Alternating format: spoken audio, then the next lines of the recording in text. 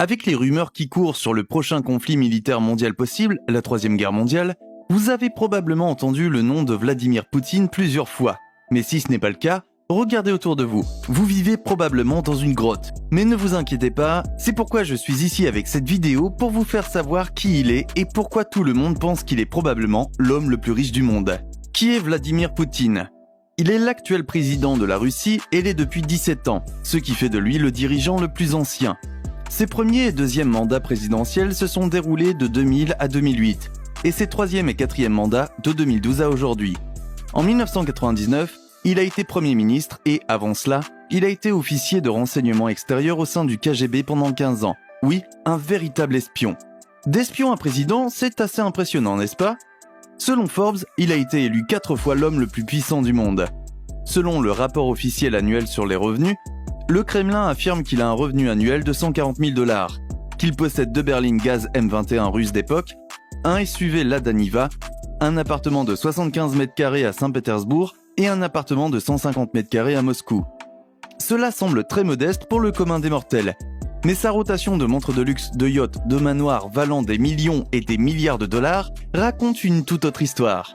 La fortune de Poutine. Sa valeur nette est entourée de mystères. Certains disent qu'elle est estimée à plus de 40 milliards, d'autres à 70 milliards. Mais le chiffre le plus élevé que j'ai entendu est de 200 milliards de dollars, ce qui fait de lui l'homme le plus riche du monde.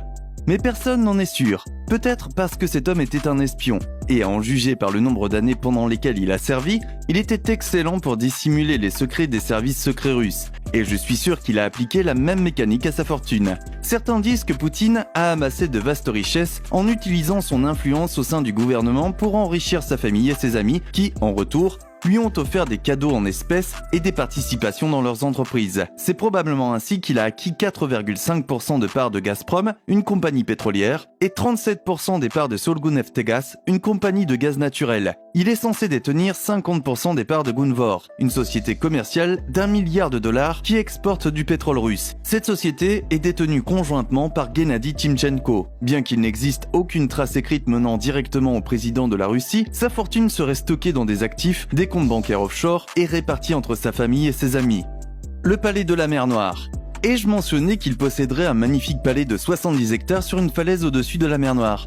Il s'agit du plus grand bâtiment résidentiel privé de Russie. Ce singulier manoir de 1,4 milliard de dollars, surnommé le palais de Poutine, est tout ce dont vous pourriez rêver, avec 3 héliports, une patinoire souterraine de taille NHL, un arboretum, une église orthodoxe, une serre d'une valeur de 4 millions de dollars, oui, cet homme aime vraiment ses plantes, une maison de thé, une station-service, une maison pour le personnel, un garage rempli de voitures exotiques, des tours de communication, des lustres en cristal, une salle de musique avec piano à queue, une salle de sport, un casino de style Vegas, un amphithéâtre, un jardin de sculpture, 11 chambres avec des meubles italiens luxueux et très chers, un spa, une piscine de 10 millions de dollars, un cinéma et une cave à vin. Ouh, j'en ai la tête qui tourne. Vous pouvez donc être sûr que c'est un luxe insensé pour un seul homme. Mais je suis sûr qu'il aura ses amis dignitaires pour lui tenir compagnie. Même si Poutine nie être propriétaire de ce grand palais, il a été photographié à plusieurs reprises en train de profiter des lieux. Résidence présidentielle.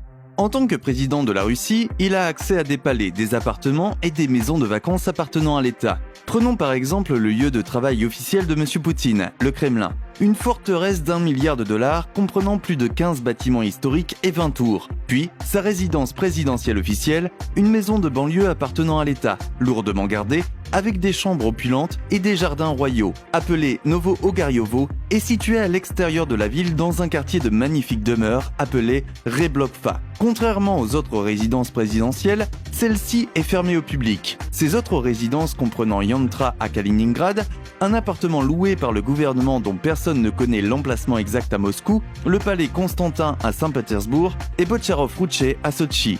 Monsieur Poutine posséderait également 20 résidences différentes à travers le monde, dont une résidence de 930 hectares sur le lac Valdai, dotée d'une piste de bowling, d'un cinéma privé et d'une église présidentielle. Certains de ces palais auraient même des piscines chauffées avec du carrelage en or. La collection de voitures de Poutine.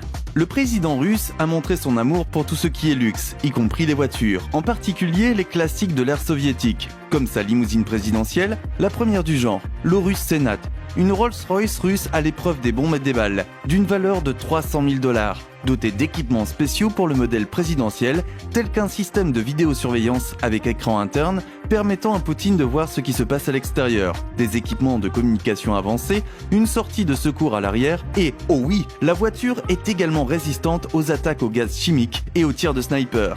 Cet homme est définitivement paranoïaque quant à sa sécurité, mais pourquoi ne le serait-il pas? Être parmi les hommes les plus puissants est un moyen sûr de se faire des ennemis.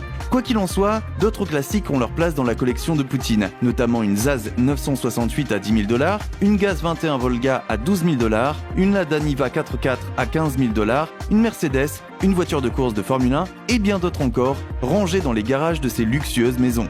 Avions, hélicoptères et yachts. Cet homme sait comment voyager avec style. Le président a été associé à plus de 58 avions, dont un Dassault Falcon 19 places insonorisé qui a coûté environ 20 millions d'euros avec un système de divertissement de pointe, 8 Tu-154 qui ont coûté entre 7,5 et 20 millions d'euros chacun, ce qui, mes amis, représente 8 fois beaucoup d'argent. Il possède également un Airbus ACJ319, 2 Tu-204-300 avec des salons de luxe insonorisés. Parmi tous ces appareils, il y en a un qui sort du lot, d'une valeur de 70 millions de dollars. L'IL-96-300 PU, surnommé le Kremlin volant. Un avion de 186 places équipé d'un système de communication avancé, d'une salle de conférence, d'une cabine d'une valeur de 11 millions de dollars et d'un siège de toilette en or d'une valeur de 60 000 $. Il en posséderait 5 autres. Il posséderait également 15 hélicoptères Mi-8. Sa collection de yachts est plus vaste que celle de ses voitures. Poutine en posséderait au moins 4. Un méga yacht de 1,2 milliard de dollars avec une piscine intérieure de 15 mètres qui peut être convertie en piste de danse. Un super yacht de 100 millions de dollars appelé le Graceful avec un héliport, 6 somptueuses chambres à coucher et dont l'entretien annuel coûte de 5 à 10 millions de dollars. Ensuite, nous avons le Seagull de 53 mètres de long, l'un des yachts du Kremlin d'une valeur de 40 millions de dollars, dont certaines caractéristiques comprennent une piscine, un jacuzzi, une salle à manger de 1000 mètres carrés, une salle de sport et un espace barbecue. L'Olympia, un yacht de 187 mètres de long, offert à Poutine par le propriétaire du club de football de Chelsea et son ami multimilliardaire Roman Abramovich, est estimé à 35 millions de dollars. Art. Dans un appartement confidentiel de Moscou, gardé par la police, se trouveraient plus de 1000 œuvres d'art d'une valeur de 2 milliards de dollars. Parmi les collections d'art figurent des œuvres d'artistes prestigieux tels que Léonard de Vinci, Michel-Ange, Rembrandt et d'autres artistes de la Renaissance. Un style luxueux. Bien qu'il nie le rôle de président milliardaire, il s'habille certainement en conséquence. Il a été aperçu une fois avec une montre Patek Philippe Perpetual Calendar, une magnifique pièce d'horlogerie qui vous coûterait environ 1 million de dollars. Il posséderait également une Lange und Söhne turbographe de 500 000 $. Il porte des costumes Bespoke, Brion et Keaton taillés à la perfection, qui coûtent au moins 5 500 $ chacun, ainsi que des cravates Valentino. Parmi les marques de chaussures préférées de Poutine, citons John Lobb et Salvatore Ferragamo, qui vous coûteront des milliers de dollars, et ce n'est pas tout. Il s'entraîne même avec une tenue de sport en soie et cachemire d'une valeur de 3 200 $, fabriquée par le luxueux créateur italien Loro Piana. Toute cette splendeur pour un salaire annuel de 140 000 $, c'est très suspect si vous voulez mon avis. Poutine continue de nier l'existence de cette fortune. Selon lui, je suis l'homme le plus riche. Pas seulement en Europe, mais dans le monde entier.